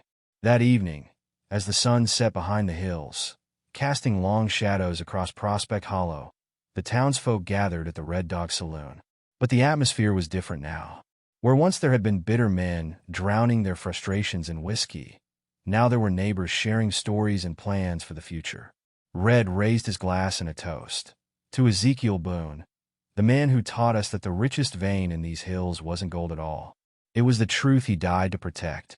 To Ezekiel, the crowd echoed, and in that moment, something shifted in Prospect Hollow. The gold fever that had gripped the town for so long finally broke, replaced by something stronger: the bonds of community and the wisdom bought at such a dear price. Ellie touched the notebook in her apron pocket, feeling the weight of Ezekiel's final message. The mine's secrets would stay buried, but his legacy would live on in the changed heart of the town he died to save. 3 weeks after the mine collapse, autumn had begun painting the hills around Prospect Hollow in shades of gold and crimson. The town was slowly finding its new rhythm. Miners working shorter, safer shifts, children playing in streets no longer dominated by McGraw's enforcers, and the saloons serving as a gathering place for community rather than drowning sorrows. Ellie Harper was wiping down tables when the stranger walked in. He was trail-dusty but well-dressed, with the look of a traveling businessman about him. "Coffee, please," he said, settling at the bar. "And perhaps a moment of your time, Miss Harper." Ellie paused, surprised he knew her name. "Do I know you, sir?" "No, but I know of you. Name's Daniel Lawrence. I'm a mining equipment supplier from Denver." He pulled out a leather notebook. "Been making my rounds through the canyon country, and 2 days ago, I saw something interesting in Fisher's Canyon." Ellie's hands stilled on the coffee pot. Fisher's Canyon was a deep gorge about 10 miles north, known for its maze of narrow passages. "There was a man there," Lawrence continued, watching her reaction carefully. Older fellow, bearded, had the look of a geologist about him. He was marking the canyon walls, making notes. "When he saw me, He disappeared into a side passage faster than a jackrabbit. Many prospectors in these hills, Ellie said carefully, but her heart was racing. True enough. But this one, Lawrence leaned forward. This one matched the description of your Ezekiel Boone perfectly. And he was carrying a map that looked mighty familiar from the stories I've heard. The coffee cup slipped from Ellie's hands, shattering on the floor. Within an hour, a small search party was assembled. Red Calloway, now walking with just a slight limp, insisted on joining despite protests about his leg. "Man saved my life," he declared, checking his canteen. "If there's any chance he's alive, I'm going to help find him." Tommy Baker and Frank Martinez, two of the more experienced miners, volunteered as well. By mid-morning, they were riding through the rugged country toward Fisher's Canyon, hope warring with doubt in their hearts. The canyon walls rose around them like ancient sentinels, their red rock faces carved by millennia of wind and water. The passage grew narrower, forcing them to dismount and lead their horses. "Look there," Frank pointed to marks on the canyon wall. "Someone's been testing the rock composition. Those are geological survey marks, fresh ones." They pressed deeper into the canyon, calling Ezekiel's name. Their voices echoed off the stone, coming back to them like ghostly answers. The sun climbed higher, turning the canyon into an oven. "Maybe we should turn back," Tommy suggested as they reached another fork in the path. "These canyons can be treacherous." "Wait." Red held up his hand. "Listen." From somewhere ahead came the faint sound of hammering. They followed it to a narrow side canyon, barely wide enough for one person to pass. And there, in a small clearing surrounded by towering walls, stood Ezekiel Boone. He was thinner, his clothes more ragged than ever, but unmistakably alive. He was examining a rock face with his usual methodical care, making notes in a small book. When he heard their approach, he turned slowly, unsurprised, as if he'd been expecting them. "Took you long enough," he said quietly. Ellie rushed forward, tears streaming down her face, but stopped short of embracing him. Something in his stance, his expression, held her back. "We thought you were dead. How did you survive?" Ezekiel's weathered face showed a hint of his old half-smile. "The mountain had other plans for me. When the main tunnel collapsed, I found myself in a chamber I remembered from 20 years ago. There was an old ventilation shaft, partially blocked but not completely. Took me days to dig through, but..." He shrugged. "I've had practice at surviving cave-ins. Why didn't you come back to town?" Red asked, his voice rough with emotion. "Needed time. Time to think, to make peace with old ghosts." Ezekiel gestured at his surroundings. "Been mapping these canyons, marking safe passages, dangerous ones. The kind of work I should have been doing all along. Come back with us," Ellie pleaded. "The town's changed. McGraw's gone arrested for his crimes. The miners are working together now, making things safer. But we need your knowledge, your experience." Ezekiel shook his head. "Town's better off without." "No." Red stepped forward, leaning on his cane. "I need to say something, and you need to hear it." He took a deep breath. "I was wrong about you. We all were. I let greed poison my mind, turn me into something I'm not proud of. But you showed me what real courage looks like. Not just by saving my life, but by standing up for what's right, even when everyone mocked you for it." Tears gleamed in Red's eyes. "I swear to you, I'm not that man anymore. The mine we're rebuilding, we're doing it right this time. Safe, smart, the way you always said it should be done. But we need your help to make sure we don't make the same mistakes again." Ezekiel studied Red's face for a long moment, then looked at each member of the search party in turn. What he saw seemed to satisfy something deep inside him, some question he'd been carrying for 20 years. "Show me," he said simply. The ride back to Prospect Hollow was quiet, each person lost in their own thoughts. As they crested the final ridge, Ezekiel reined his horse to a stop, taking in the changes below. The company store now bore a new sign, Miners Cooperative. Children played freely in the streets, and the sound of laughter drifted up from the town. Word of their approach spread quickly. By the time they reached the main street, it seemed the whole town had turned out. But instead of the mockery and suspicion that had greeted Ezekiel's first arrival, there was something else in their faces now. Respect, gratitude, welcome. Mrs. Henderson hurried forward with tears in her eyes.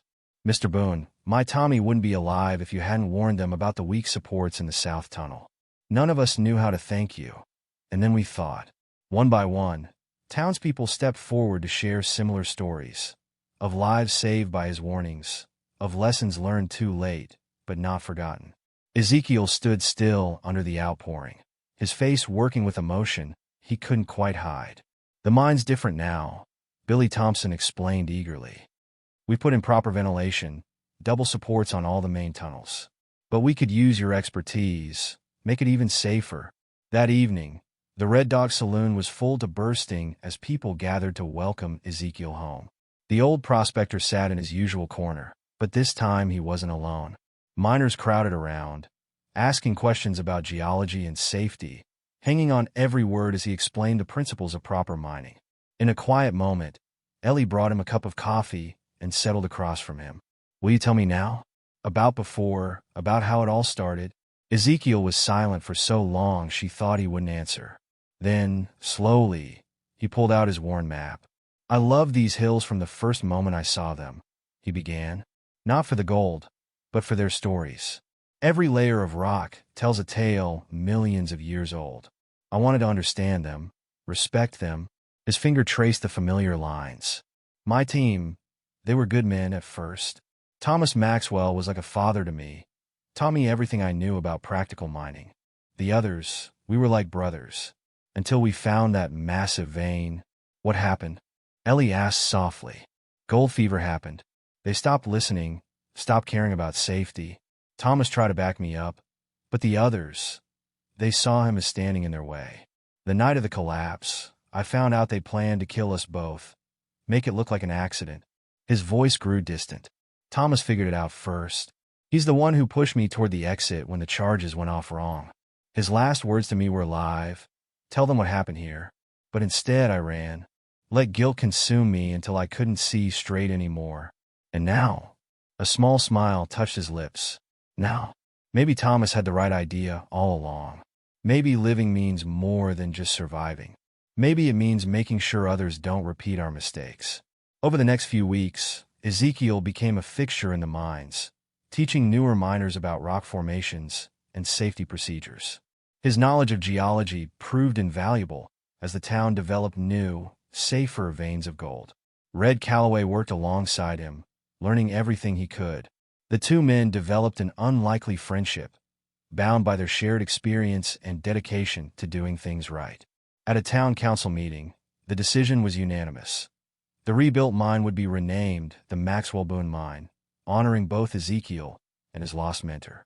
"This isn't necessary," Ezekiel protested when they told him. "Yes, it is," Red insisted. "Future miners should know this story. Should know that the real wealth in these hills isn't just the gold. It's the wisdom of men like you and Thomas Maxwell." Standing at the newly named mine entrance, Ezekiel ran his hand along the solid support beams, built exactly as he'd specified. Above the entrance, a plaque read, "Safety first, in memory of those who taught us its value." "What do you think, Thomas?" he whispered to the ghost of his old friend. "Did I finally get it right?" The wind whispered through the hills, carrying the sounds of the bustling town below. Children laughing, miners singing as they worked, the regular rhythm of a community built on something stronger than gold fever. Ellie found him there as the sun was setting, painting the hills in the same colors that had first captured his heart so many years ago. "Thinking about leaving again?" she asked, noting the familiar distant look in his eyes. But Ezekiel shook his head, a real smile crossing his weathered face. "No," he said softly. "For the first time in 20 years, I'm thinking about staying." And in that moment, as the day's last light turned the hills to gold, Ezekiel Boone finally found what he'd been searching for all along. Not riches or redemption, but a place where the ghosts of the past could rest, and the future could begin anew. Spring came early to Prospect Hollow that year, bringing with it more than just the usual desert wildflowers. Gold glinted once again in the miners' pans, but this time it came without the bitter taste of exploitation and fear. Under Ezekiel's guidance, the miners had discovered new veins in safer, more accessible areas of the hills. The morning shift changed at the Maxwell Boone mine with the sound of laughter rather than exhausted sighs. Billy Thompson emerged from the tunnel, his face dirty but grinning. "Another good haul today," he called out to his fellow miners. "Old Zeke's geological surveys haven't been wrong yet." Red Calloway stood at the mine entrance, checking the new support beams with practiced eyes. He'd taken on the role of safety supervisor, ensuring every tunnel met the strict standards Ezekiel had established. The miners who had once followed him in reckless gold fever now looked to him as a voice of reason and caution. "Remember, boys," Red called out to the incoming shift, "any sign of pressure on those support beams, you call for inspection immediately.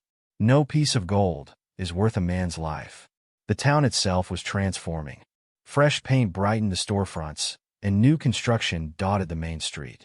But the most significant change was the building rising next to the former company store, a community center funded by the redistributed gold from McGraw's theft. Ellie Harper stood in the doorway of the nearly completed center, reviewing plans with the carpenter. "The reading room needs more windows," she insisted. "And make sure the meeting hall is large enough for the whole town. We're growing faster than anyone expected." The center would provide a place for miners' families to gather, for children to learn, and for the community to come together. Already, women were organizing classes in reading and writing, while others planned programs to help newcomers adjust to mining life. "Miss Harper," a young boy came running up, nearly tripping over his own feet. "They saw him again, Mr. McGraw. He's out by Carter's Creek, living in some kind of makeshift camp." Ellie's face tightened. Though Silas McGraw had served a brief jail term, the law hadn't been able to hold him for long. But Prospect Hollow had its own form of justice. No one would work with him, sell to him, or acknowledge him in any way. The once powerful mine owner had become a ghost, haunting the outskirts of the town he'd once controlled. Later that afternoon, Ezekiel was examining some old mining equipment in a sealed-off section of the original mine when something caught his eye. Behind a fallen timber lay a leather-bound book, its pages stained with mineral deposits, but somehow preserved in the dry, cave air. His hands trembled as he recognized the handwriting. James Parker, the youngest member of his original team. He carried the diary to his office, now set up in a small building near the mine entrance. As Ezekiel began to read, the past came alive in James's hurried scrawl. April 15th, 1904. Something's wrong. William and Richard have been meeting in secret, talking about taking matters into their own hands. They think Thomas and Ezekiel are being too cautious with the big vein. I tried to tell Thomas today, but William caught me. Said if I knew what was good for me, I'd keep quiet. April 17th. They're planning something terrible. Overhead them talking about accidents in mines, how common they are. God forgive me, but I'm afraid. Thomas suspects something, but he doesn't know how far they're willing to go. April 18th. Have to warn Ezekiel. William's gotten hold of extra blasting powder. They're going to... The entry ended abruptly. Ezekiel sat back, his mind reeling. James had tried to warn them. The young man he'd sometimes thought of as weak-willed had shown more courage than he'd known. "Ellie," he called, knowing she often worked late at the community center next door. "Could you come here for a moment?" When she arrived, he showed her the diary. "All these years," he said softly, "I thought they'd all turned against me. But James," he tried to stop it, "paid for his loyalty with his life." Ellie placed a gentle hand on his shoulder. "Maybe it's time to tell the whole story," she suggested. "Write it down for future generations. Not just the tragedy, but the lessons learned, the redemption found." Over the next few weeks, while continuing his work at the mine, Ezekiel began writing. He wrote about young dreams and old wisdom, about the thin line between ambition and greed, about friendship betrayed and friendship reborn. Most importantly, he wrote about the true value of community and the courage it takes to stand up for what's right. As spring moved into summer, the town prepared for its first annual Miners' Festival. Banners stretched across the main street, and the smell of barbecue and fresh-baked pies filled the air. Children ran through the crowds, their faces painted with gold dust, while miners demonstrated safe techniques to fascinated onlookers. The community center stood complete, its doors wide open to welcome everyone. Inside, Ellie had arranged a display of local mining history, including photographs of the original Maxwell team. James Parker's diary occupied a special case, open to his final warning, a reminder of both tragedy and redemption. Red managed the festival's safety demonstrations, showing young miners the proper way to test rock stability and set support beams. "See here," he explained to an attentive audience, "the rock talks to you if you know how to listen. That's something Ezekiel taught me. It's not just about finding gold. It's about respecting the mountain." As sunset approached, the townspeople gathered at the mine entrance for the festival's main event. Ezekiel stood before them, his weathered face solemn but peaceful in the fading light. 20 years ago, he began, his voice carrying clearly in the evening air, "I stood at another mine entrance and made a terrible mistake. I let fear and guilt drive me away instead of staying to make things right. But life, like these hills, sometimes gives us second chances." He gestured to the safe, well-maintained mine behind him. "What we've built here isn't just a mine. It's a testament to what people can achieve when they work together, when they value each other more than gold. These hills have always held treasure, but the real wealth isn't in the gold veins. It's in the veins of community, of friendship, of people looking out for each other." Red stepped forward, leaning on his cane. "You taught us that, Ezekiel. Taught us the hard way. But we learned. We all learned," Ezekiel corrected him. "I learned that running from the past doesn't heal it. That redemption comes not from hiding our mistakes, but from using them to help others do better." He pulled out his original map, now framed and ready to hang in the community center. This map once marked places where gold might be found. Now it marks safe passages, warns of dangerous areas, shows where the rock can be trusted and where it can't. Like the town itself, it's been transformed from a tool of greed into one of protection. The setting sun painted the hills in shades of gold and purple as Ezekiel continued. "Protect these hills," he urged the crowd. "Protect each other. Remember that the richest vein in any mine is the one that connects human hearts in common purpose." As darkness fell, lanterns were lit throughout the town. Music and laughter filled the streets, and the smell of food and friendship wafted on the evening breeze. Ezekiel stood slightly apart, watching the celebration with quiet satisfaction. Ellie found him there, offering a plate of Mrs. Henderson's famous apple pie. "You did it," she said softly. "You turned tragedy into triumph, fear into hope." "We did it," Ezekiel corrected her, accepting the pie with a smile. "All of us, together." From their vantage point, they could see Red teaching a group of children the proper way to pan for gold in the creek, his stern safety lectures punctuated by their delighted squeals when tiny flakes glinted in their pans. The community center glowed with warmth and welcome, its windows bright with promise. And somewhere in the hills, a broken man named Silas McGraw wandered alone, carrying the weight of his greed like chains, a living reminder of the price of putting gold above humanity. But in Prospect Hollow itself, a new day had truly dawned. The ghost of the old tragedy had finally been laid to rest, transformed by time and wisdom into something healing rather than haunting. Ezekiel looked out over the town, his town now, in a way it had never been before, and felt the last burdens of guilt and regret slip away. "You know," he said to Ellie, "Thomas once told me that the best miners aren't the ones who find the most gold. They're the ones who help others find their way safely home." He was right, Ellie replied, watching the happy crowds below. "And you've become living proof of that wisdom." Ezekiel smiled, touching the weathered map that had led him on such a long journey. "Maybe that's the real mother lode we've been looking for all along. Not a vein of gold, but a vein of truth running through our lives, connecting past to future, tragedy to hope, showing us the way home." The night wind carried the sound of celebration up into the hills that had seen so much pain and triumph. And in that wind, Ezekiel could almost hear the voices of his lost friends, not in anguish now, but in approval of what their sacrifice had ultimately achieved. The future stretched before them like a newly discovered tunnel, full of promise rather than peril.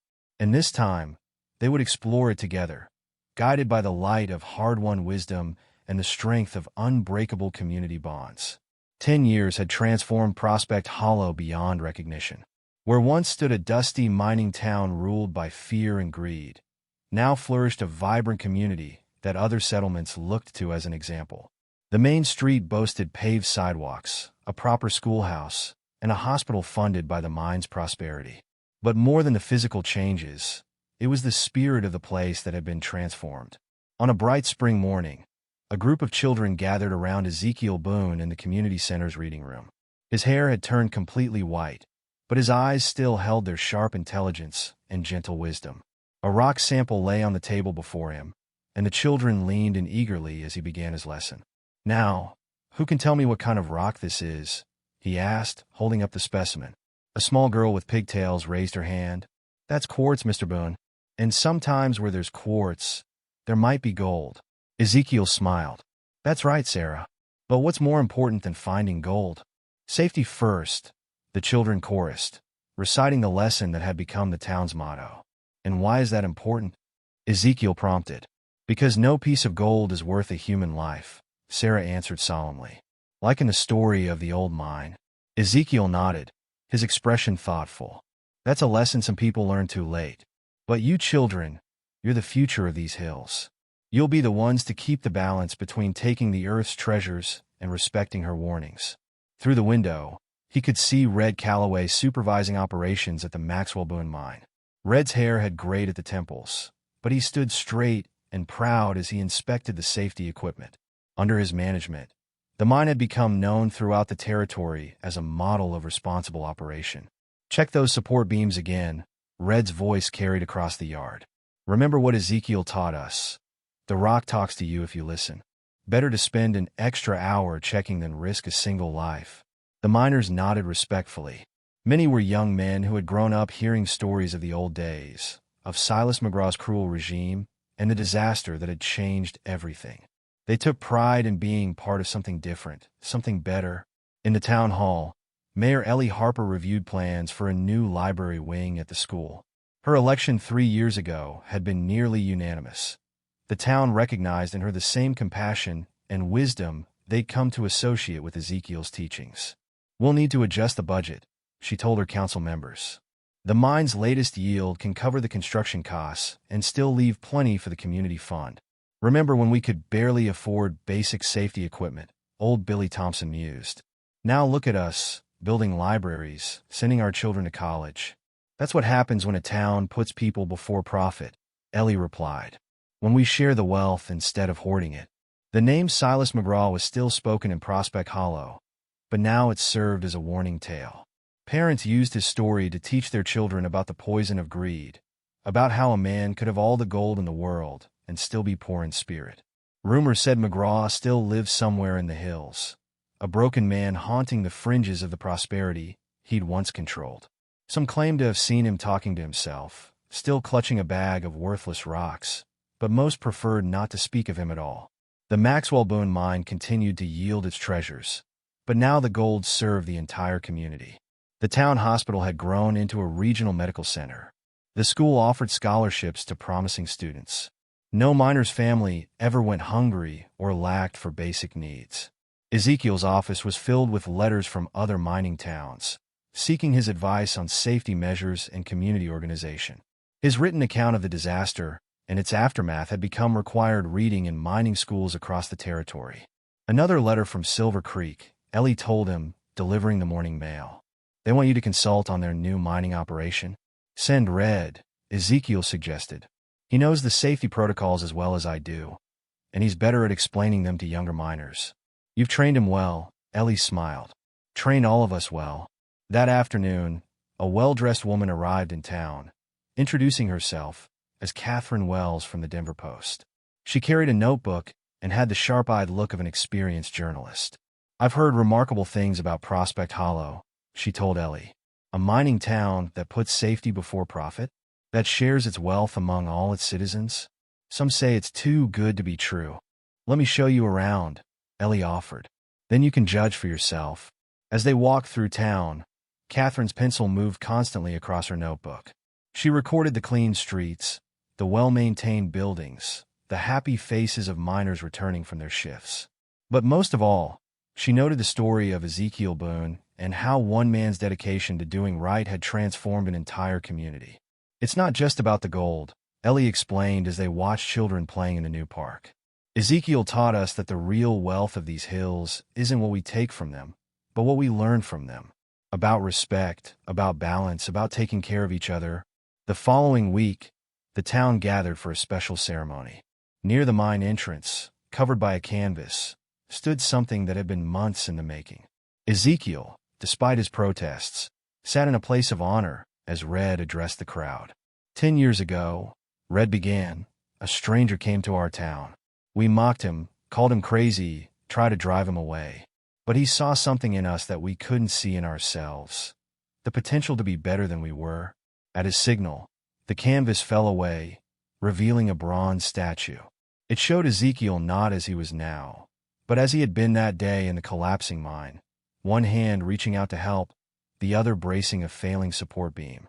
The inscription read, Ezekiel Boone. He taught us the true value of gold. Ezekiel stood slowly, his eyes bright with unshed tears. This isn't necessary, he protested. I didn't do anything that. You did everything, Ellie interrupted gently. You showed us another way. You gave us back our humanity when we were in danger of losing it to greed. As the sun began to set, Ezekiel walked alone through his beloved hills. The evening light painted the rocks in shades of gold and purple, just as it had that first day he'd arrived, footsore and burdened with guilt, 20 years ago. He paused at a familiar outcropping, the place where the old mine entrance had been. Nature had reclaimed it now, with desert flowers growing from cracks in the fallen rocks. Somewhere deep below lay the remains of the original gold vein, and with it, the bodies of his friends who had died in the collapse. We did it, Thomas, he said softly to the ghost of his old mentor. We found a way to make it right. The wind whispered through the canyon, carrying the sounds of the town below. Children laughing, miners singing as they changed shifts, the community center's bell calling people to an evening gathering. All the sounds of life lived in balance, of prosperity tempered with wisdom. Ezekiel sat on a boulder, watching the sun sink behind the western peaks. His weathered hands, which had once mapped these hills in search of gold, now bore the gentler calluses of teaching and guiding. His shoulders, once heavy with guilt and regret, felt lighter now. A young miner, heading home from his shift, paused respectfully. Evening, Mr. Boone. Beautiful sunset tonight. That it is, son, Ezekiel smiled. That it is. As darkness settled over the hills, the lights of Prospect Hollow twinkled below like earthbound stars. From somewhere in the town came the sound of music, perhaps a celebration at the community center, or just neighbors gathering to share the evening's peace. Ezekiel thought of all the changes he'd witnessed, all the lives touched and transformed. He thought of Red, once his bitter enemy, now carrying forward his legacy of safety and respect. He thought of Ellie, leading the town with the wisdom he'd tried to share. He thought of the children in his classes, learning to love the land without being consumed by its treasures. Most of all, he thought of second chances, how life, like these ancient hills, sometimes offered opportunities for redemption when you least expected them. Standing one last time, Ezekiel took a deep breath of the cooling evening air. The guilt that had driven him for so many years had finally faded, replaced by a deep sense of peace. He had found his true gold at last, not in the veins of precious metal that ran through these hills, but in the veins of community and connection that ran through human hearts. As he made his way back toward town, the first stars began to appear in the darkening sky. Tomorrow would bring new challenges, new opportunities to share the lessons he'd learned so painfully. But for now, in this moment, Ezekiel Boone was content. The hills had taught him their final lesson, that true wealth wasn't measured in ounces of gold, but in lives touched, in wisdom shared, in communities transformed. And by that measure, Prospect Hollow was the richest town in all the territory. The evening wind carried a last whisper through the canyon, but this time it didn't speak of tragedy or loss. Instead, it seemed to sing of hope, of renewal, of lessons learned and passed on to future generations. And in that song, Ezekiel finally found his peace. What would you do if you discovered something valuable that came with a terrible price? Would you have the courage to walk away, or would gold fever claim another victim? If you enjoyed this tale of greed, redemption, and the true meaning of wealth, please don't forget to like and subscribe. Hit that notification bell to never miss another story from our collection of captivating narratives. Leave a comment below, sharing what you thought about Ezekiel's journey from broken drifter to beloved teacher. And remember, sometimes the most valuable treasures are the ones that can't be mined from the earth.